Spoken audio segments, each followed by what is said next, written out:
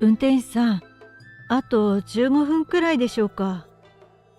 そうですね。それくらいは見てもらった方がいいでしょうね。タクシー運転手がゆっくりとした口調で答える。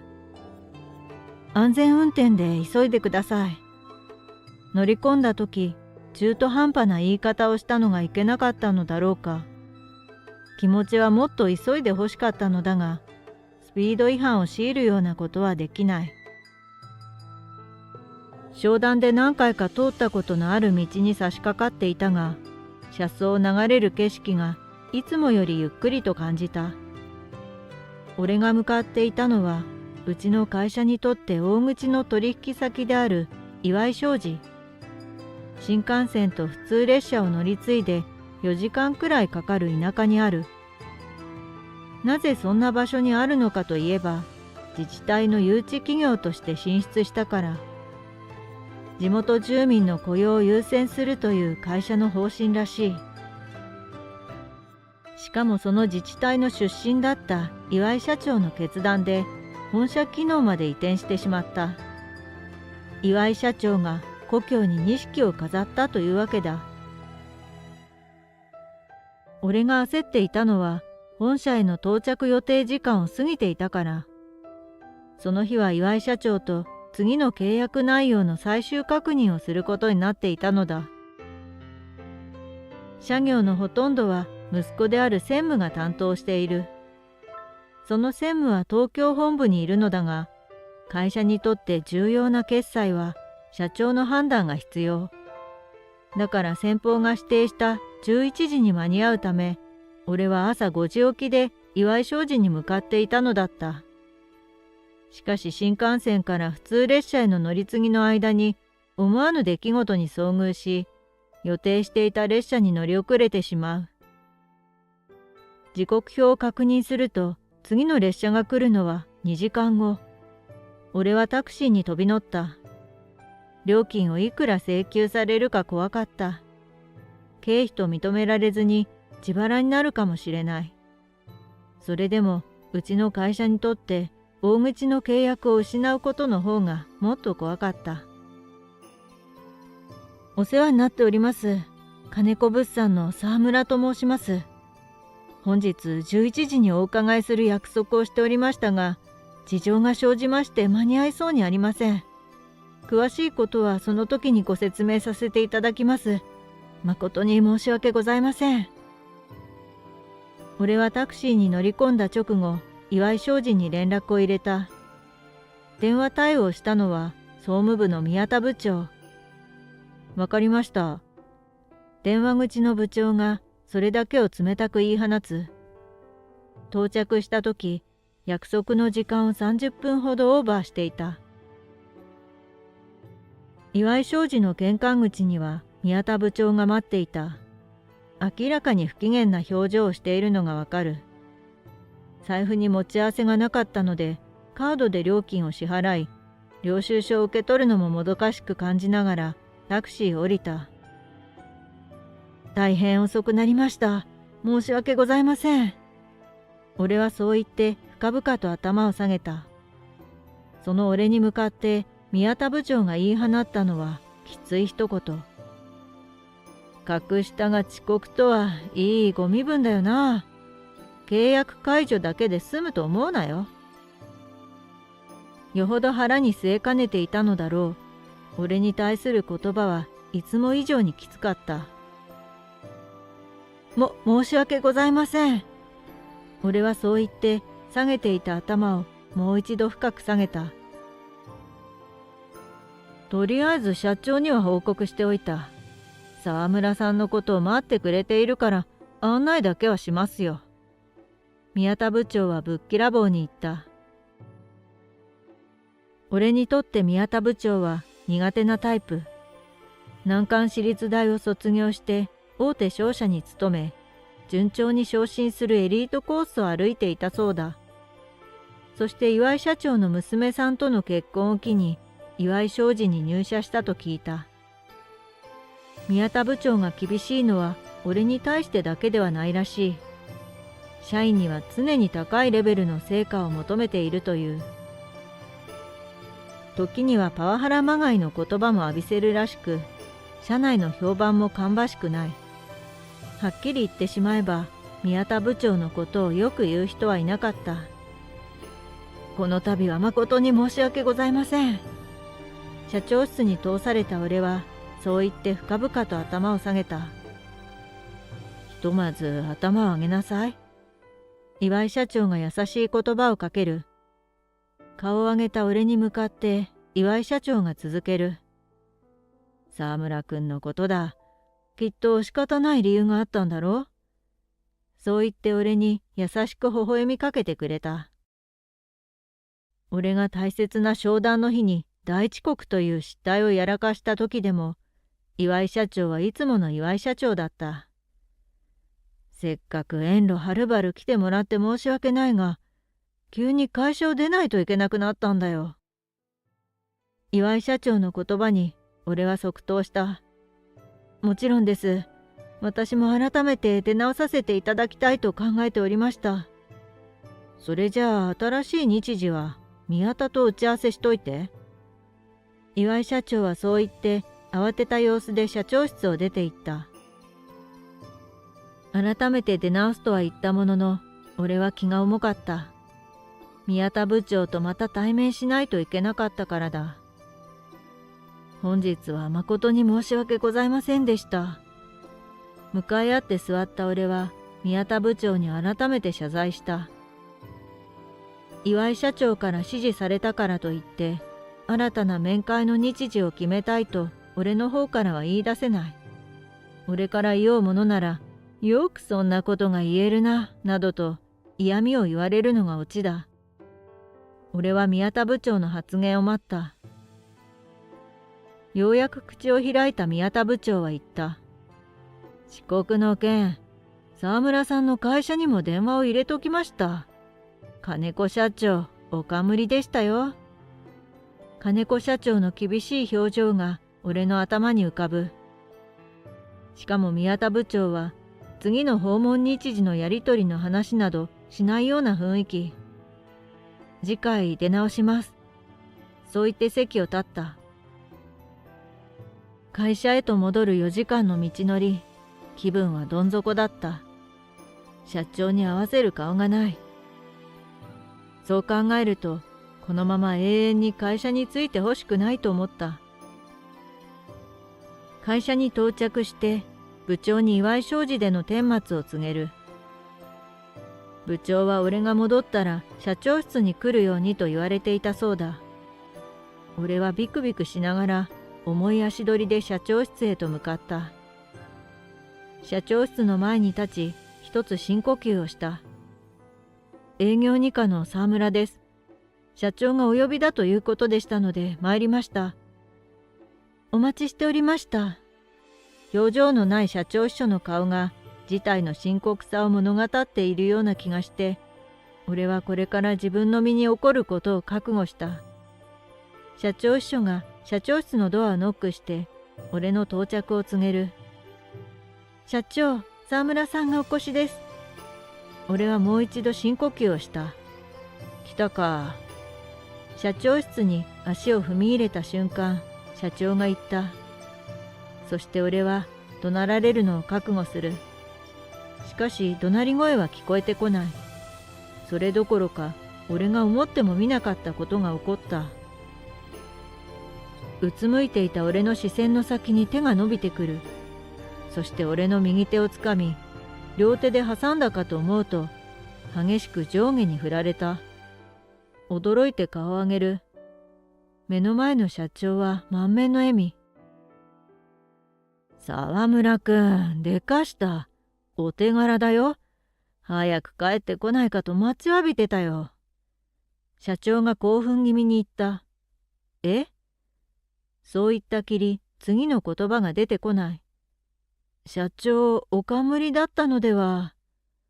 ああ、先方から電話がかかってきた直後はカンカンだったよ。でも会社に利益をもたらした人間に怒るわけないじゃないか。俺は呆然としたままドア付近に立っている社長秘書を見た。すると彼女はニヤッという感じで笑った。その様子を見ながら思った。社長が俺にそんな態度を取ると彼女は予想していたのだろうと。それから社長は俺にお手柄だと言った理由を説明してくれた。理由はわからないが、うちと契約したいという電話が鳴りやまないというのだ。電話をかけてきた先はどこも岩井商事から教えてもらいましたと言っているらしい。社長室から戻ると事務所が大変なことになっていた。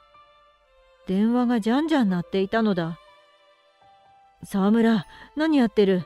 早く電話対応しろ。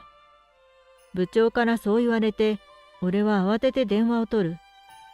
その電話はほとんどがうちの会社と取引をしたいという内容。1時間くらい前からこんな状態なんだ。途中横にいた同僚が俺に教えてくれた。その日の業務が終了して俺のスマホが鳴る。ディスプレイを見て俺は驚いた。それが宮田部長だったからだ。はい、沢村です。今日は失礼しました。電話に出た俺はその日約束の時間に遅れたことを再び詫びた。電話に出た直後、宮田部長は無言。もしもし？今度は俺の言葉を遮るように宮田部長が言った。お前、全部知ってたのか？質問の意図がわからず、今度は俺が言葉に詰まる。すると宮田部長が続けた。明日そちらに伺う。いや、伺いたいと社長の岩井が申しています。ご都合の調整可能な時間はございますでしょうか。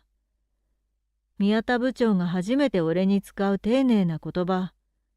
それでは14時はいかがでしょうか。戸惑いながらも俺は答える。午前中だと岩井社長が早朝に向こうを出なければならない。少しでも負担を軽減するため、午後の方がいいと考えたのだ。話し終えた電話を俺は見つめる。やはり俺が大幅な遅刻という大失態をやらかした翌日に、岩井社長がわざわざ俺を訪ねてくる理由が思い当たらなかった。そして迎えた約束の時間、俺は部長に同席してもらった。応接室を訪れた岩井社長は、立ち上がって俺のもとへと歩み寄り、俺の右手を握って言った。沢村くん、昨日はありがとう。君のおかげで私の母を無事に保護することができた。昨日沢村さんが交番に送り届けてくださった高齢女性は、社長のお母様だったのです。岩井社長の横にいた宮田部長が説明する。その一言で、俺はわざわざ岩井社長がうちの会社を訪れたことの合点が言った。そうでしたか。無事に家に帰れてよかったです。でも私は特別なことなどしていません。すると岩井社長が言った。そういうところなんだよ。私が沢村くんに一目置いているのは。君はその時に自分が何をなすべきか最善の判断ができる。いきなり思ってもいなかった褒め言葉をかけられた時、人は思考が止まるものらしい。俺は何も言えなかった。すると岩井社長が続ける。あまりに嬉しくて専務に連絡を入れて、金子物産と新たな契約を交わす案件を出すように指示しておいた。それから私の知人にも金子物産を紹介しておいたよ。どうやら契約の電話が鳴りっぱなしだったのはそのせいだったようだ。俺は状況が目まぐるしく変化したきっかけになった昨日の出来事を思い出した。岩井商事に出かける日、俺は新幹線を降りて次の列車を待つまでの時間を利用して、駅にほど近い場所にある喫茶店でモーニングを食べるのがお決まりのパターンになっていた。この日も喫茶店に向かっていた。その時、道端で立ち尽くす高齢女性を見かけた。その女性の横を通り過ぎて数歩進み、俺は立ち止まる。そしてゆっくりと振り向いて女性を見た。数分間女性に気づかれないように見続けて、あることを疑った。その女性が認知症ではないかということだ。それから歩き始めた女性の後をつけた。俺が思った通り、女性はあてもなくさまよっているような気がした。そして俺はゆっくりと女性に近づき、脅かさないように気をつけながら声をかけた。おばあちゃん、行き先をお探しですか？おじいさんの病院に行く途中なんですが、ちょっと迷ってしまいました。その女性は答える。実は私も病院にちょうど行くところなんです。一緒に行きましょう。そう提案した俺が向かったのは駅前の交番。女性の歩く速度に合わせて話をしながら交番まで送り届けた。警察官からは、女性の親族からお礼先を尋ねられた時のためにと連絡先を聞かれたが、先を急ぎますとだけ告げた。ただ俺は記憶にないが、これから祝い物産に行きますと答えたそうだ。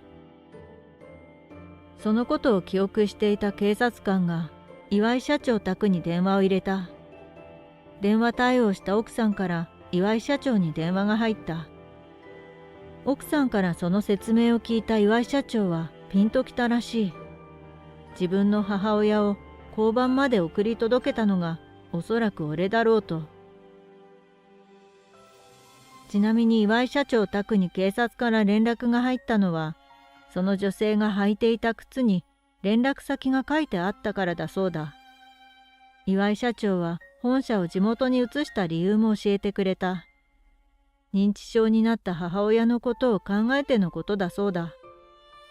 ここ数年、母親は自分が生まれ育った故郷のことをたびたび話すようになったらしい。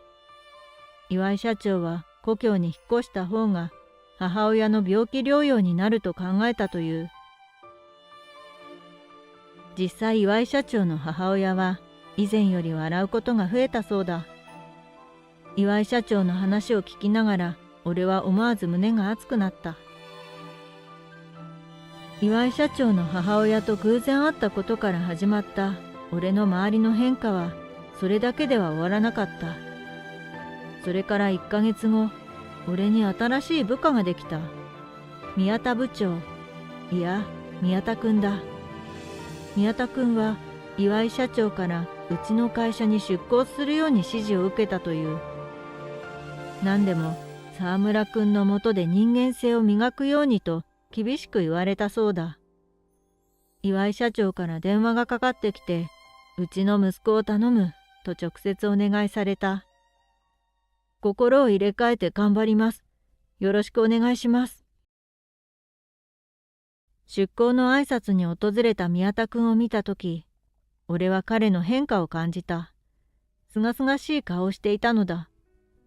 例えるなら、まるで不安から解放されたような。どうやら宮田くんは、岩井社長の令嬢と結婚して以来、常に強いプレッシャーを感じ、そのプレッシャーに押しつぶされそうになっていたようだ。社内外を問わず、周囲の人間にきつい態度をとっていたのも、精神的につらかったからだという。宮田くん、行こうか。はい、沢村先輩。ついこの前まで部長と呼んでいた人から先輩と言われるのにはまだ慣れない。でも岩井社長の期待に応えられるよう、宮田くんの成長を見守りたい。それは同時に俺が人間的に成長することになると思っている。